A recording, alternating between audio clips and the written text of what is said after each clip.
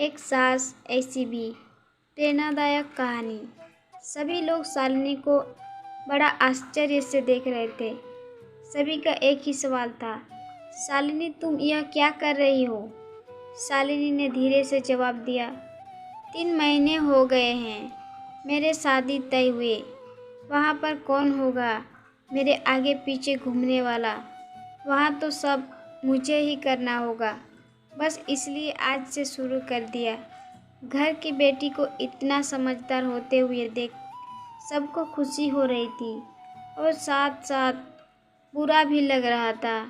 बुरा लगने जैसी बात भी थी क्योंकि अब वह हमेशा के लिए उनको छोड़कर उसके ससुराल जाने वाली थी। एक और महीना बीत गया और आखिरकार शालिनी की शादी हो गई। वह अपने ससुराल आ गई। सुबह समय पर जाग पाएगी या नहीं, इसी विचार में वह रात भर सो ही नहीं पाई। सुबह होते ही उसने नहाया और पूजा की और खाना बनाने की तैयारी करने लगी।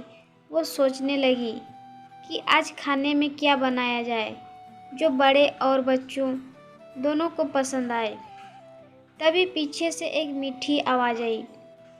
शालिनी ने पीछे मुड़कर देखा तो उसकी सासू माँ थी। अरे बेटा, इतनी जल्दी क्यों उठ गई?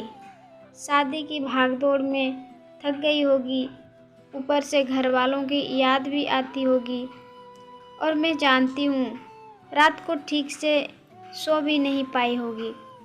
ऐसे तो तुम्हारी तबीयत खराब हो जाएगी।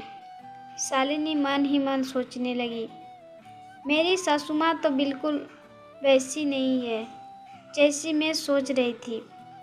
मैं तो डर के मारे कितने दिनों से सुबह जल्दी उठने का प्रयास कर रही थी। यहाँ तो परिस्थिति बिल्कुल अलग है। शालिनी ने कुछ काम खत्म ही किया था कि तभी सासू माँ ने आवाज़ दी, बेटा इधर आओ, देखो तो सही में क्या बना रही हूँ। मटर पनीर, पराठा और गाजर का हलवा। अरे वाह, यह तो सभी मेरी परफेक्ट डिश है। शालिनी बोली। उसे तो कुछ समझ में नहीं आ रहा था। उसे लग रहा था जैसे यह सब सपना है। शालिनी को एहसास हुआ कि यह सपना नहीं, सच है। सासू माँ ने कुछ कहा, शालिनी सुन नहीं पाई। वो थोड़ी डर गई।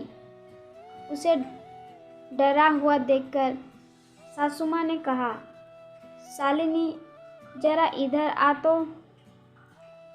यहाँ तो बैठो, मेरी बात ध्यान से सुनो और समझो।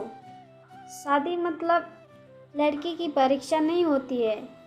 तुम्हारी शादी सिर्फ मेरे लड़के से नहीं हुई है।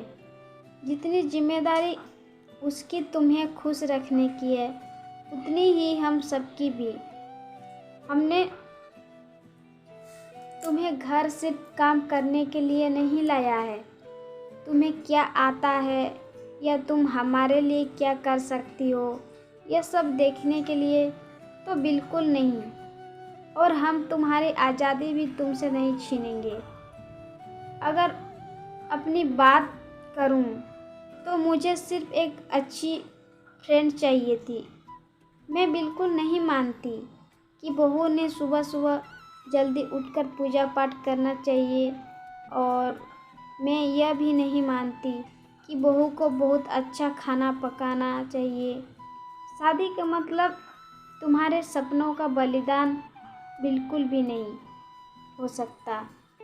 बल्कि मैं तो कहूँगी कि शादी का मतलब तुम्हारे सपनों को और ज़्यादा ऊंची उड़ान देना होना चाहिए।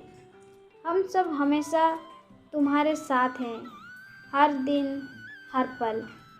शालिनी की शादी को अब 10 साल बीत चुके थे। इन 10 सालों के सफ़र में उसने जो अनमोल रिश्ते कमाए थे, उनमें से एक थी माँ जी। हाँ, वही सासू माँ जो अब उसकी माँ बन चुकी थी। शालिनी ने अपने जीवन में काफ़ी उतार चढ़ाव देखे थे, लेकिन उसके मन में यह एक सोच बहुत पक्की बैठ चुकी थी कि जब भी उसके लड़के की शादी होगी और वह घर में बहू लाएगी तो वह भी अपनी सासू माँ की तरह ही अपनी बहू के साथ व्यवहार करेगी। टीवी सीरियल में सास बहू को दिखाया जाता है, वही वास्तविकता है। ऐसा बिल्कुल नहीं है। समय के साथ लोग बदलते हैं, लोगों के विचार बदलते हैं। कुछ गलत लोग ज़रूर जीवन में आते हैं, लेकिन सभी गलत हो ऐसा ज़रूरी नहीं। आखिर मैं यही कहूँगी कि बहू मतलब बेटी ही होती है। गलतियाँ तो हर किसी से होती है, इसलिए बहू के साथ भी वैसा ही व्यवहार करें जैसा खुद की बेटी के साथ करते हैं। आशा करती हूँ कि आपको ये कहानी अच्छी लगी होगी। अगर अच्छी लगी हो तो कमेंट करके ज़रूर बताइए, शेयर कीजिए और अगर चैनल में नए हो तो सब्सक्राइब करना ना भूलिए।